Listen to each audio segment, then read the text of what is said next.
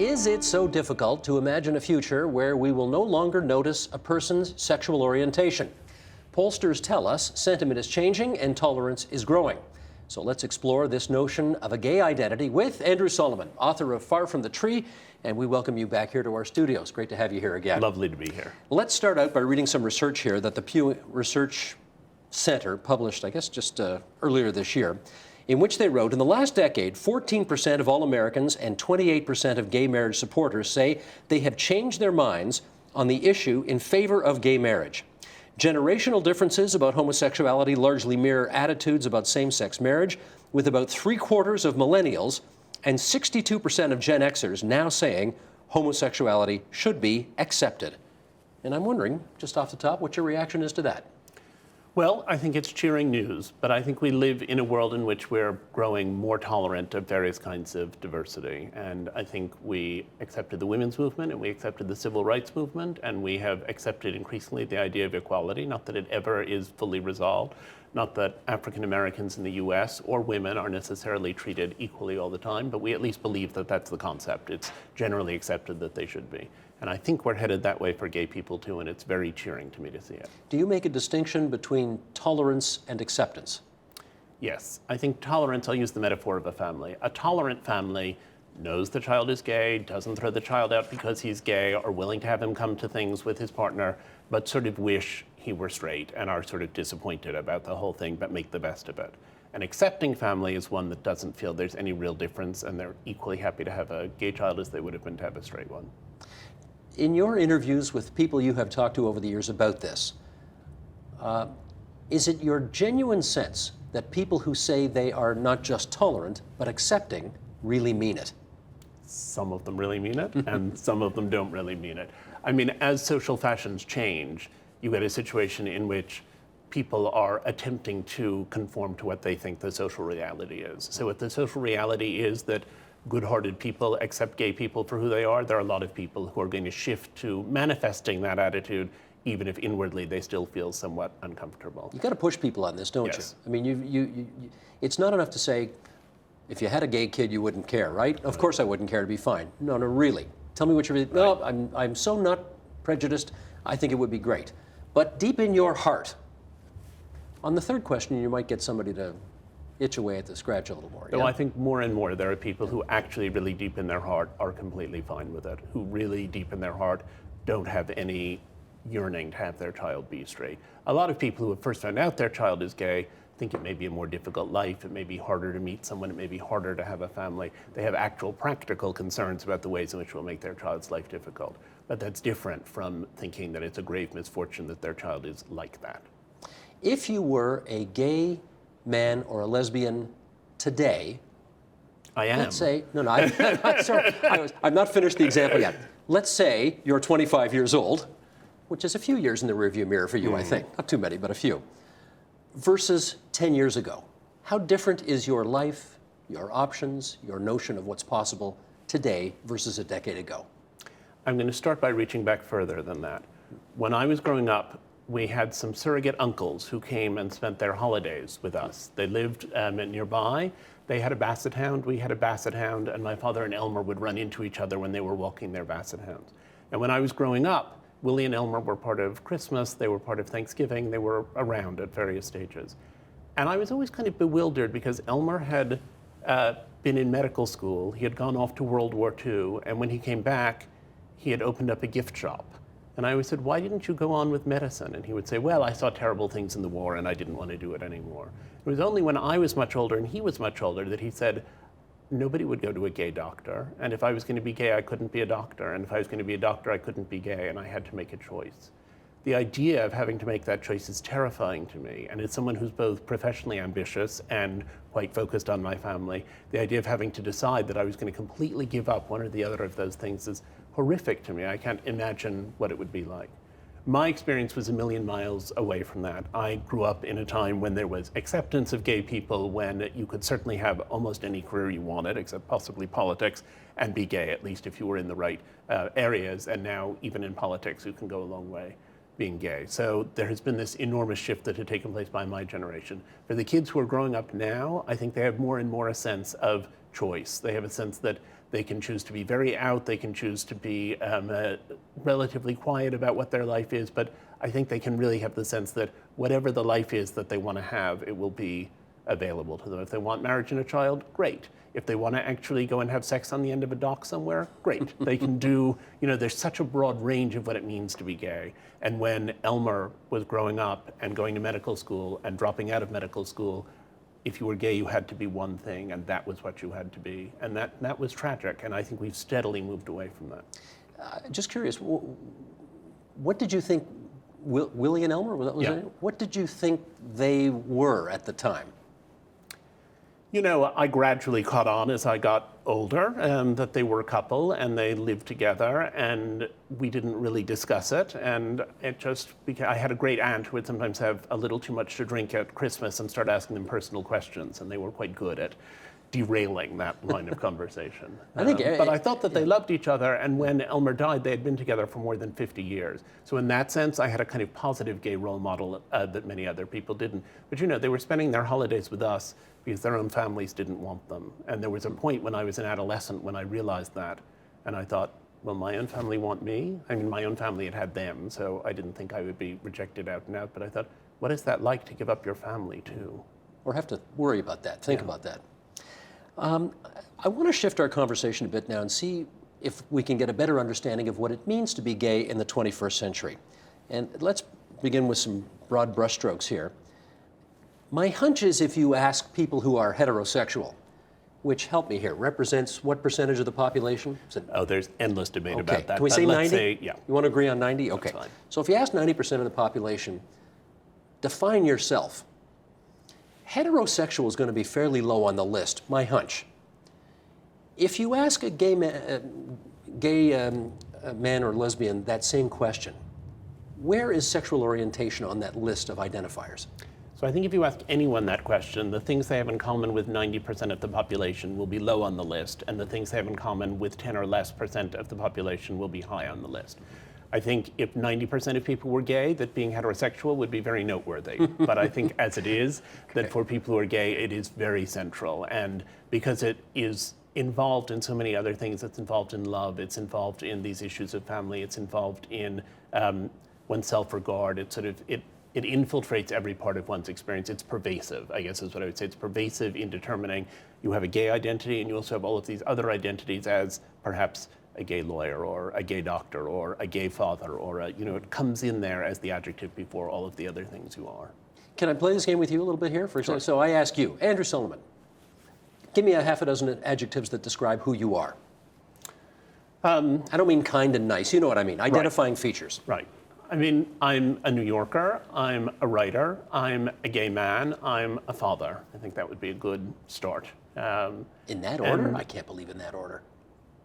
You put father fourth. That shocks me. That was the order in which they sprang into mind. No, I think they're all equally important, and father certainly is incredibly central. I haven't been it for as long, so it hasn't defined me over as long a period of time, but it's the central fact about me now.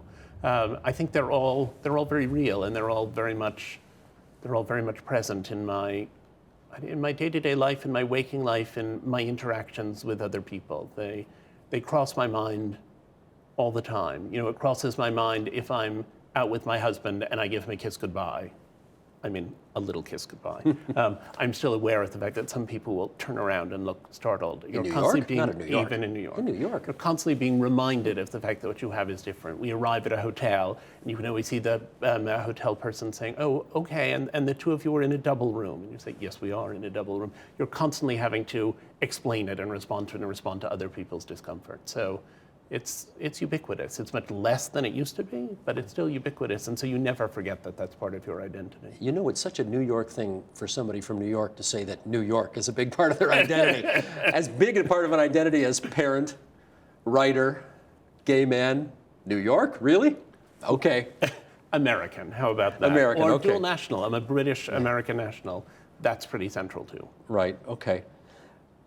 As difficult as this next question will be to imagine, if society existed in a completely neutral vacuum, Do you still think that a person's sexual orientation would be as central a feature to who they are as it is today? I think that the more a society is open to, tolerant of, accepting of, and celebrating of people who are different, the more that people who have any form of difference can decide how central they want that difference to be to their identity. So we live in a society which has got a much more just attitude toward racial minorities. But there are still many people who choose to define themselves as African Americans and who feel that they really want to be part of African American history and are part of the vanguard of African American culture. That isn't because they're still being kept as slaves. That isn't even because there are Jim Crow laws. That's because of their inner reality. And there are other people who are African American for whom that plays a smaller role. And I think gay people, for a long time, the nature of being gay is, what is it like to live with so much oppression? What is it like to live in a society that wishes you were otherwise? What is it like to live in a society that takes away from you the privileges and responsibilities given to other people? And if we get rid of all of that, as I very much hope we will in the long run, then gay people will have a choice. They can think a lot about the fact that they're gay and tie themselves into a history that goes back before Oscar Wilde, or they can go another route entirely. This so beautifully, that answer. Boy, you're good at this. Thank you. That answer takes me just exactly where I want us to go right now because, and you are, in some respects, uniquely qualified to answer this question because you're a member of two, not just one, but two of the most hated minorities in the history of the world. Humor me with this premise here. Some would argue, and you're of a Jewish background as well, some would argue that when Jews were really seriously persecuted all over the world, as they once were, there was something different about being Jewish. You really held on to all of those traditions, the rituals, whatever it meant to be Jewish at the time. And now you see that it's a little easier to be Jewish in a lot of the world, not all of the world, but in a lot of the world, and therefore the community is a little more lapsed in all of that. And it got me wondering, if the world starts being a nicer place for gays and lesbians, are you going to lose something? Yes, is the short answer. It's what's called the irony of acculturation. The more that something is accepted, the less cohesion there is, and the more, in fact, the people who are being acculturated have to make an effort to create that unity and to create that shapeliness. I've sometimes said that I feel like being Jewish was good practice for being gay, and that in the same way that my family had dealt with the marginalization of being Jewish, I then dealt with the marginalization of being gay. And I think one of the reasons my mother was concerned about my being gay was that she didn't like the marginalization that came with being Jewish. And she thought I was the next generation, I wasn't going to have to deal with that. And then she thought, and now you found something else to substitute for it. But I think in the same way that people who are Jewish have been more and more integrated, and there are lots of people who say, well, I'm sort of Jewish, or I'm a Jewish Buddhist, or people have all of those different I'm not a Jew, lines. but I'm Jewish. Exactly, right. So I think you can then also see a society in which people will sort of say, well, yeah, I'm gay, but I'm not really into the gay thing. I don't really do the gay, I'm not involved in gay politics. All of that becomes possible in a way it never has before. I wonder if you've thought that through, though, where in the same way a lot of the Jewish community today isn't as Jewish, quote unquote, as their grandparents were. Can you imagine what a gay community looks like that isn't quite as gay as its grandparents were? I can. I can imagine a community in which gay people don't particularly feel that they need to be friends mostly with other gay people because those people are like them and will understand. I imagine a society in which nobody pays very much attention to whether it's the gay parents who are on the PTA or the straight parents, and nobody is trying to balance to make sure there are the right number of everybody on it. I can imagine a society in which people will give each other a kiss goodbye and won't expect that anyone's going to pay any particular attention to it. And I think that when there is that acculturation, something is lost. Something was lost when Jews were acculturated. I think there was a world that my grandparents and perhaps your grandparents belonged to, in which there was the presence of Yiddish, there was a theater that went with it, there was a sense of values that were very specific, some of which were very beautiful values, and it's a loss to the world not to have them so much. Do you worry about that? I do worry about it. I worry about it a bit with Judaism, except that I'm the next generation, so I'm post the loss and therefore maybe less awake to it. But I do feel like there's an energy in gay culture right now which I find incredibly inspiring and which I think would be difficult to sustain if we weren't in the midst of these battles for all the things we hold dearest. And that's the point. Some of the greatest some of the greatest everything, right? The greatest plays, the greatest theater, the greatest design, the greatest architecture, call it whatever you want, we got because of the oppression that gays suffered. Yeah. Will we still get that cultural outpouring, those professional bits of excellence along the way, if that doesn't happen? You know, something is lost and something is gained. And until it's happened, it's very hard to say what's going to be lost and what's going to be gained. But I think in the same way that if you were to eliminate autism completely from the face of the world, you would lose a lot of the tech people. If you really lose the sense of gay identity, will some of the creativity that has been connected to gay people be expressed less vividly than it has been in the past? Maybe. I mean, I think we should be awake to it and see whether it's happening. We have a fine columnist for our national newspaper named Marcus G., who writes in the Globe and Mail, and here's what he had to write in the summer of 2012 on the question of a global village. As young people shun the gay scene, or at least reinvent it on their own terms, they are dispersing around the city. The same thing happened with Toronto's immigrant communities. Insecure in their difference, they at first clustered together in ghettos. As they grew more confident and blended in with the mainstream, they moved further afield. The gay village, obviously a part of Toronto, may be on its way to becoming like Little Italy on College or Greektown on the Danforth. Symbolic homes to their communities, but no longer the unrivaled centers they once were.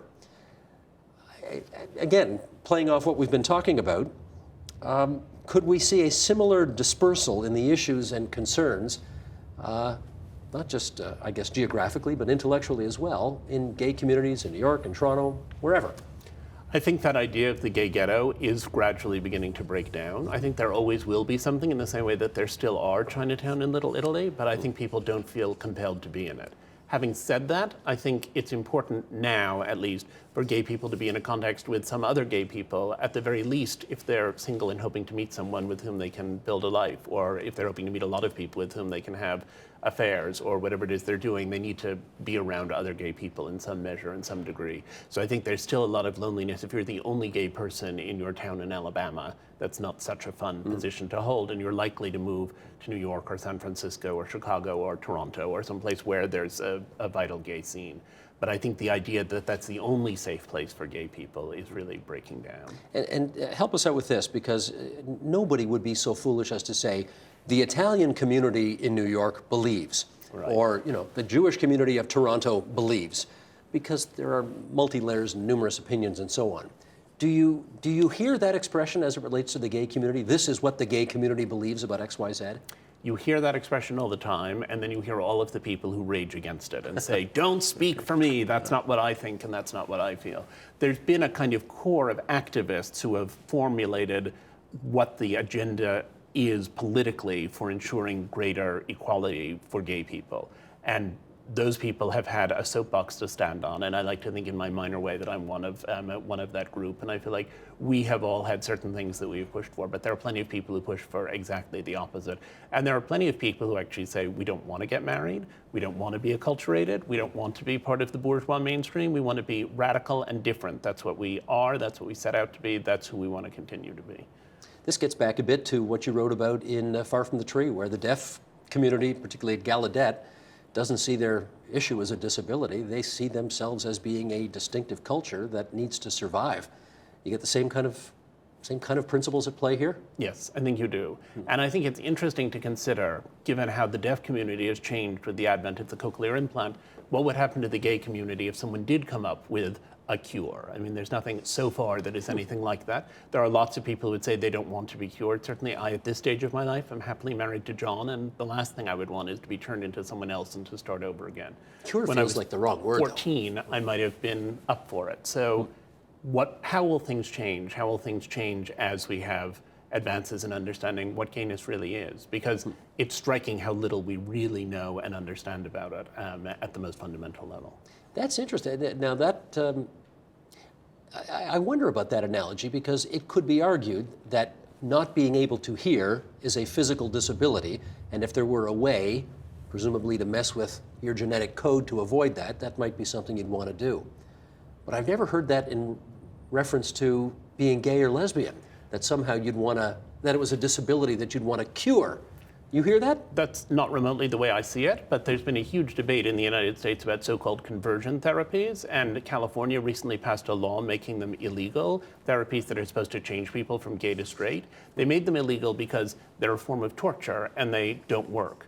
But if they did work, would they be made illegal? I mean, I don't think that they're a good idea. I think it's depressing to think that anyone is headed in that direction. But the conversion therapies, there are a lot of people in them. The ex-gay movement is a huge movement in the United States. There are many people who are struggling all the time to be not gay.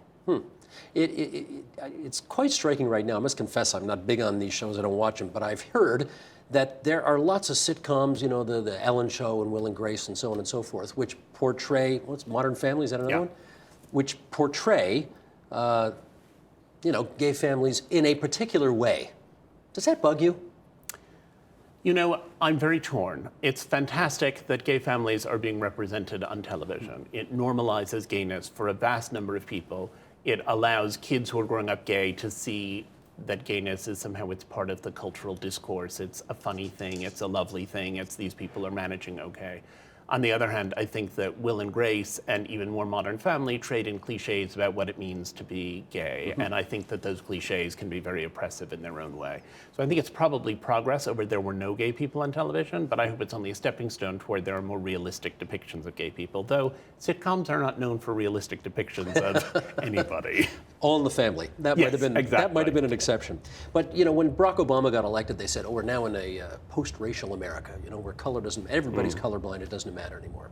Do you see a possibility of a, you wouldn't call it post-racial, what would you call it, like post-sexual orientation America? You see that? Well, in the first place, I don't think we really have a post-racial America. I think terrible acts of racism are committed all the time. And I think the terrible current American record on immigration has a great deal of racism embedded in it. But I can imagine that we are moving toward a point at which we will be as much post-sexuality as we are post-racial. In other words, when at least officially speaking, this will not be a designation that people have to pay a lot of attention to. What part of America right now do you think is in a post-sexual orientation mode, if I can put it that way? That's an interesting question. I mean, I think probably the obvious places. I think San Francisco, I think in some large degree the Silicon Valley, which is the major companies have been very supportive of gay people. I think Lower Manhattan, but I think that there are... Interesting, but not Queens or not the Bronx necessarily? I think that gay people have tended, I mean, it's back to that idea of a gay ghetto, have tended to cluster in Lower Manhattan and now in some areas of Brooklyn.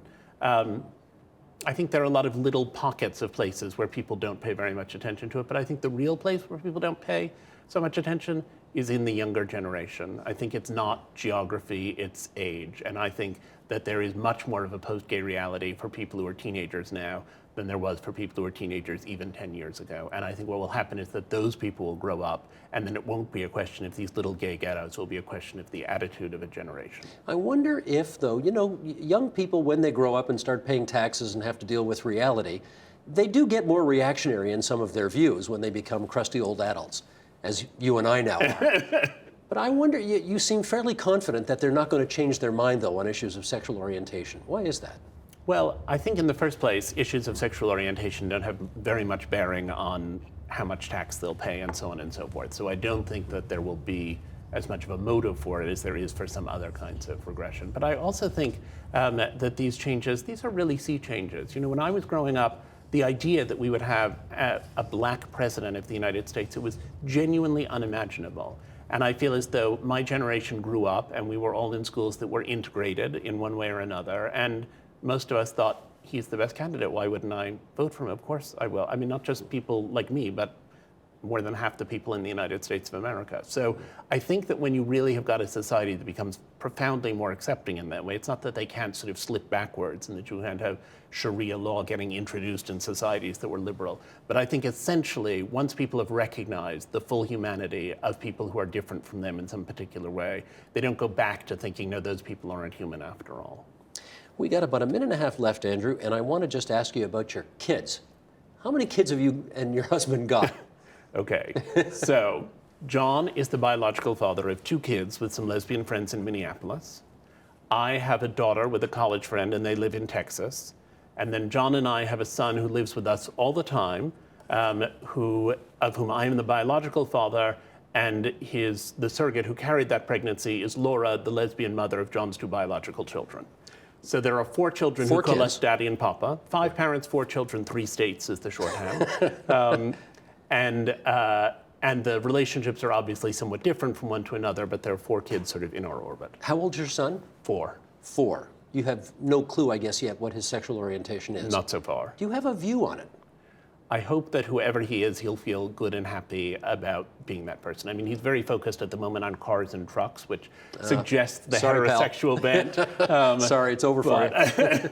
I just hope that I hope he'll find love, and I really don't care who he finds it with. That's really good of you to spend so much time with us over the last couple of days. As I mentioned off the top yesterday, your interview with us on Far From the Tree was the most responded to interview in the history of this program. And I know how busy you are, and so I know how grateful I am that you've spared so much time for us here at TVO. It's a wonderful program, and I'm thrilled and honored to be on it again. You're so kind. Andrew Solomon, the author of Far From the Tree, Parents, Children, and the Search for Identity, a true masterpiece, a big book, and well worth the time it takes to read it. Support Ontario's public television. Donate at tvo.org.